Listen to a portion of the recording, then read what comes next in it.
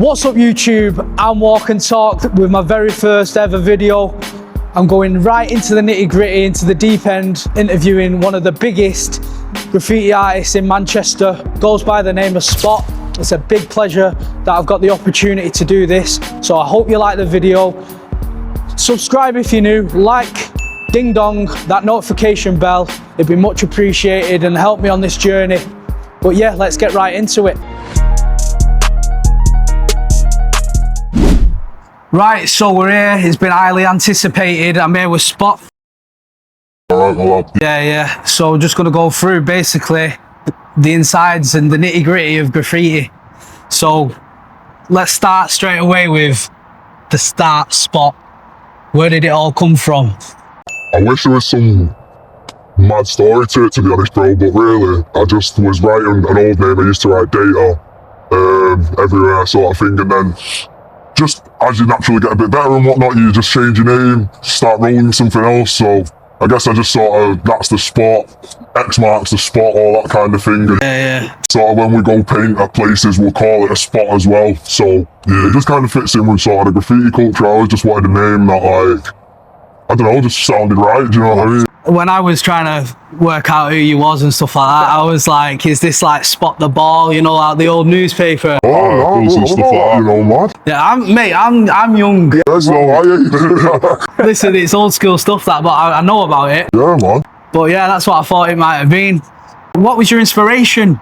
Well, I was originally, when I was sort of COVID times, I was skateboarding, and I was rolling with a couple of lads from Rochdale, and some of them was just painting, I think, and then they knew a really, like, sort of king at the time called CeeLo, and he was just amazing, do you know what I mean? He could do everything, and watching him paint, I'd say, really was the main sort of spark. And then we had a trip to Barcelona to sort of go skating and stuff with a couple of lads, and that was when it was really like, that first time that you're just rolling around, writing your name on stuff, just figuring it all out, you know what I mean? What it means to do graffiti and stuff like that.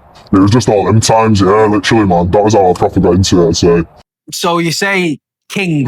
So for my audience, what does king mean? Can you go through some sort of graffiti lingo? Yeah. There is some sort of terms in graffiti that you would use to describe people. I mean, the main two would be like toy, is what you'd call sort of people who are new to graffiti or bad at graffiti, you know what I mean? If the letters aren't good or the can isn't spraying clean enough or something like that. And a king is just someone who's mastered all the techniques, really, sort of been doing it for a decade, potentially more, characters, full colour pieces, all of it, they're doing it all kind of thing, yeah. So that's what we sort of aspire to be in graffiti, someone was, yeah, man. So what age was you when you first sort of got into it? Not too long ago, man. It was only around, like, I've actually counted, like, pretty well how long I've been doing graffiti. It's only been 3 years.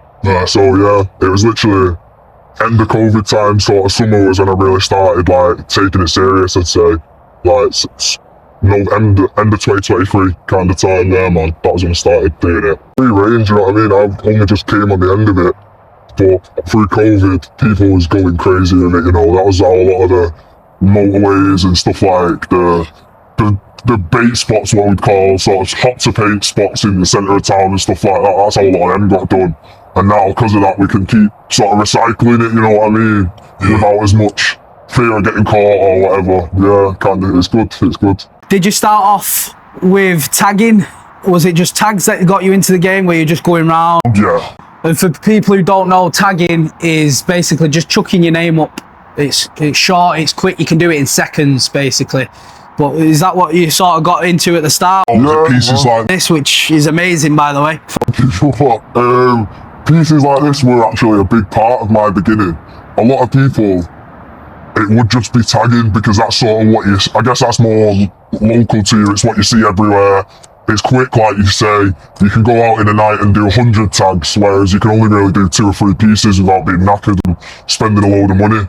So, like, yeah, I'd say both. Literally, I was tagging and trying to do the pieces. My original pieces were horrendous, but that's how everyone starts, you know what I mean? It's a learning curve, it's good. So you talk about money and the finance side of things. It's an expensive hobby, innit? So it really is, man. What made you stick with it? Do you know what? There's ways and means of cheapening it. Do you know what I mean? If you can take a couple of cheaper tins, and just use them to practice if you can sketch more.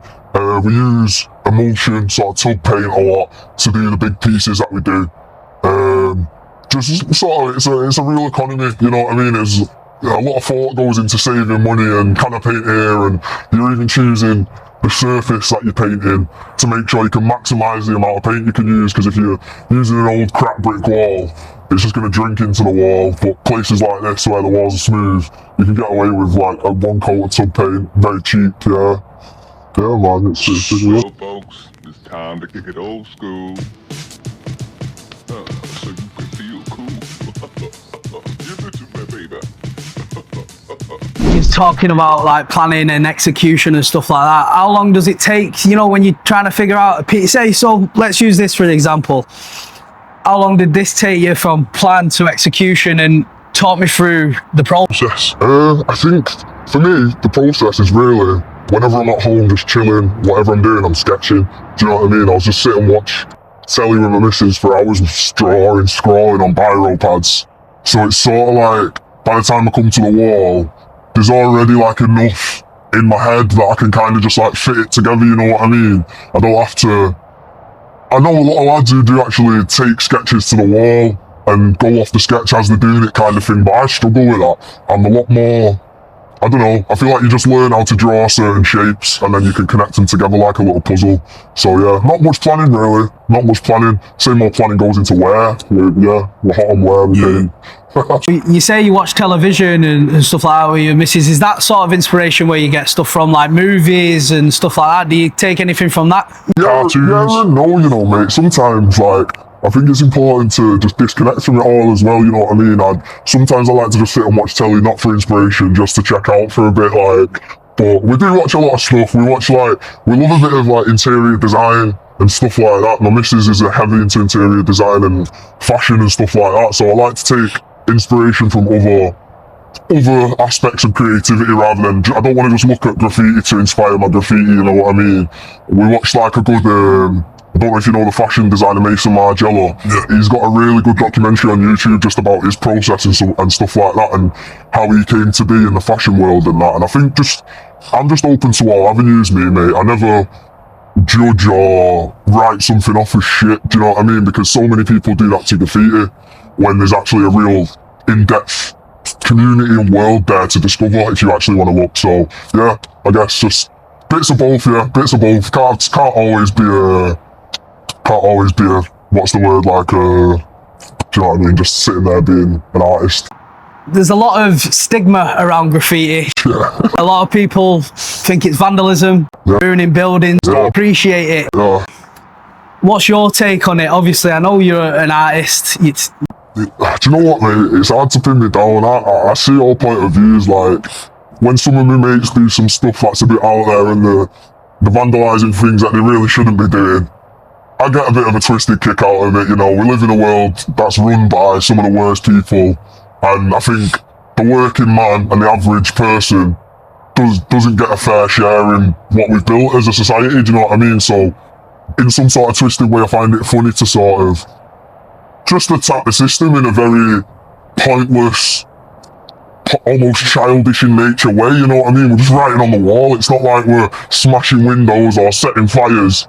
And realistically, the property damage only comes from fixing it. It doesn't actually come, we're not breaking the wall by writing on it. So I see it like that. But I also see that if you've started a business around here, you've worked really hard to pay for the new fucking facade on the front, and then I come and scroll some shit on it, it's not great, do you know what I mean? So I think if you look at my work, you'll never really see me tagging something that's like, that I would, which is, I've been wrong, I'm sure, but I would deem as like a self-made business, you know what I mean? I'd way more throw a tag on a McDonald's than like a local florist, you know what I mean? And I tend to avoid areas like, I wouldn't go near like Wilmslow or something, you know what I mean?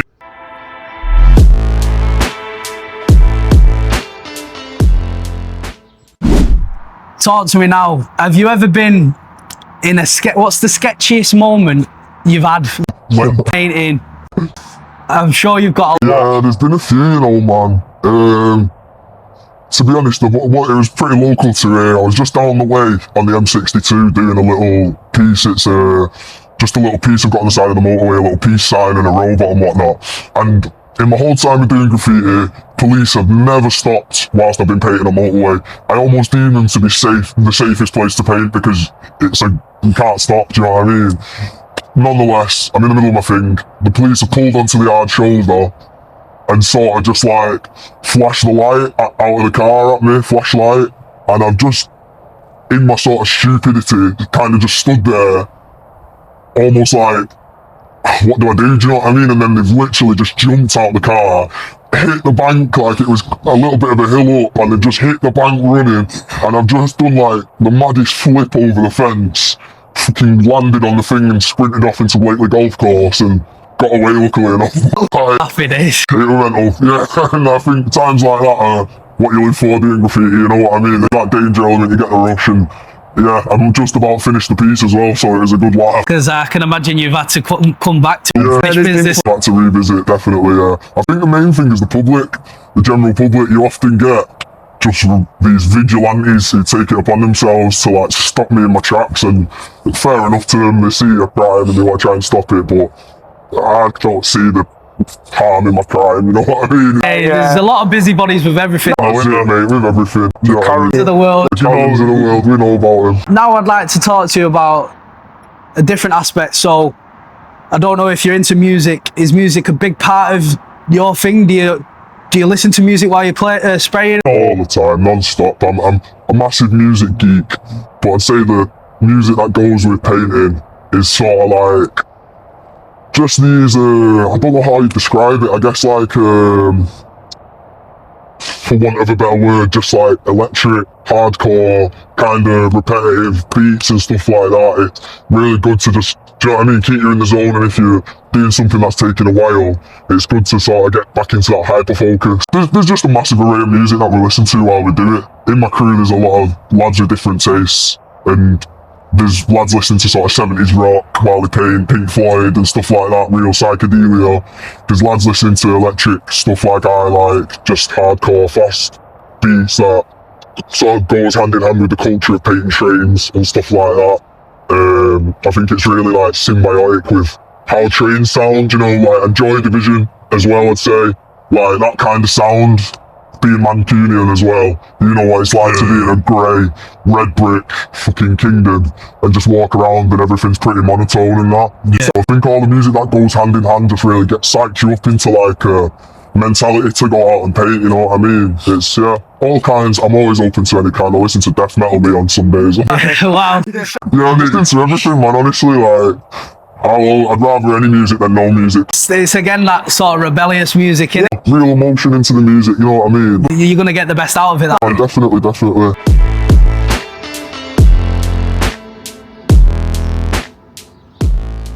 Talk about graffiti and other artists. Is there any, so you talked about being in a crew and stuff like that. Yeah, man. Is that, how many of yous is there, or is it just like, are you a lone wolf for the majority of the time, or what? I'd say really, yeah, it's a lone wolf sport to be properly at it, but the crew really helps you come back into the fold when you need a little boost or whatever. My crew is called TLC, and it stands for Take Life Chances. There's like I think there's like 6 or 7 of us maybe, and yeah, we all individually paint, and when it's good because there's always more than likely someone around to go paint with, you know what I mean, if you want to jump out together.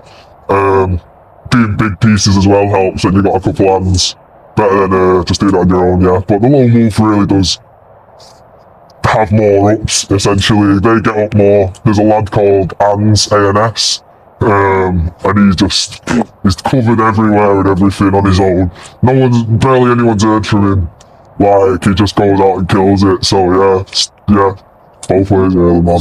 Pieces like this that you've done, what would you call this? Is it like a throw up? Is it? So I guess you'd maybe call this a burner, which is like, see, I'm not really even clued up on the terms myself, man. I think different regions and stuff have different names. Yeah. I'd say there's a tag, which is your basic scroll. There's a throw up, which is something more bubbly. It's still quick, and you just throw it up, sort of like it says on the tin. It's, yeah, you don't want it to take too long. It's just a one motion kind of outline. Then there's like a straight letter, which is just like straight letters. Maybe it's got some extensions on, something like that. And then I'd say like a burner for me would be like the all out, doing as much as you can, background, colours, whatnot. Full send. Yeah, full send, man. Literally. How long does that sort of take you to do something like that? To be fair with me, because I tend to just, I love to make a day of it. Do you know what I mean? A lovely day out. Yeah, big day out. I come down, I'll just take my time with it, man. I do a load of layers of emulsion paint and take my time. Yeah, I'd say probably all in all about 3 or 4 hours for me. If I really rushed, or I had cans rather than just roller paint, I could do it in like an hour and a half if I wanted to. But yeah, it's fun taking your time, you know. A lot of guys rush, like they're under pressure. I don't know. You're laid back. I feel no pressure. I go walking all the time and stuff like that. Yeah, man. You know what? I've never seen at any time of day. I've never seen an artist spraying or anything. It's like the amount of work that's up, and you just don't see anything. Yeah, it's crazy, man. In the flesh. It is crazy, honestly. Like, I guess we're just sort of nocturnal. A lot of us are out at night and really late at night, so like 2, 3 a.m. kind of thing. And yeah, I guess that's similar to the way you like to walk. That's our sort of walk, you know. Yeah, that's sort of how we let off our steam. I guess, would you say that's the reason you started this kind of thing, to just let off some steam? And, yeah, exactly that. So I started this a year ago, walking properly, fitness, you know, but mental health as well. It really helps you walking. And I guess that's probably the same for you, spraying and stuff, because mental health's a big thing, and it's not even in this game, probably it's not talked about enough, because there's a lot of people venting on walls, there's people getting a message out. Definitely. So there's obviously a mental health aspect for it, but that's why I started, and I love the aspect of walking, and this is how I've got into this. Yeah. Because I've found a passion where I'm like looking at stuff and I'm inspired. Yeah, man. So that's why I started it. Wicked. Created this channel, Walk and Talk, because I want to hear people's views and ideas of why they do stuff, not just graffiti and stuff like that or art. Everyone, there's so many different people in society that you can bump into just by going for a mooch. Even something like this, just to like sort of change the stigma of graffiti a bit, you know what I mean? That's what I mean. We're not like crazed as the criminals. Yeah. Most of us are just pretty dysfunctional. Like you say, a lot of mental health is really graffiti, because we really are venting, like you say. And I think the act of wanting to be known without your personal self being known is very it speaks to a good bunch of people, I think. There's a lot of people in the world who feel like unseen, I'd say. And yeah, just getting out there and trying to do something, walking, talking, spraying, whatever it may be. It's just, yeah, it's better than doing nothing. That's it. And that's why, I started that channel, because I want to do something for me as well, something I've got a purpose then in life. I'm not saying I've never had a purpose, but it gives me something, you know, if I look back later on and I'm like, you know what, I'll give it a go. Yeah, man. When you're thinking you've got a purpose, you're getting a message out. Yeah, man. Say from this acknowledgement for your work, would that change how you create work? I think this is the thing, it's a double-edged sword, I think, if you get acknowledgement. And there's a load of lads who've gone big in graffiti and sort of sold their ideas and sort of their intellectual property, if you'd call it that, for money and for followers. And there's artists like, I don't know if you know Olu Swan, I think he's called. Yeah, I've heard of him. Yeah, he's sort of really sold his vision, and I completely get it. I really do get it, but it would definitely change my relationship, because when I do this, there is no monetary guarantee. It's only me who can make me do it, kind of thing. Whereas if you had sort of orders waiting, people who want you to paint canvases, walls that you've commissioned, all these things kind of make it something you have to do rather than something you want to do. So I think that would be something I'd be sure to look out for if I was ever going to sort of sell anything like that. Have you ever done any work where they've paid for your work? I've sold the odd sketch. I've done sort of commissions for people's brands. I've written like brand names, but I think in terms of selling spot, I don't really have any interest in that, to be honest. I'd rather try and do like fucking abstract canvases or something like that. Spot's mine, man. So with Walk and Talk, would you say similar to the way I don't want to sell my baby? If Walk and Talk goes viral, it's massive, you're getting big guests on, and someone comes and offers to buy it, but you have to give away sort of holding the reins to the show, what would your opinion be to that? Would you sell out? Would you stay? I'm starting it for a purpose for me, and I've got to stick to that. Yeah. No matter if this channel blows up, and I hope it does. So if you're new, like, subscribe, click notification bells, whatnot. It'd be massive appreciation for that.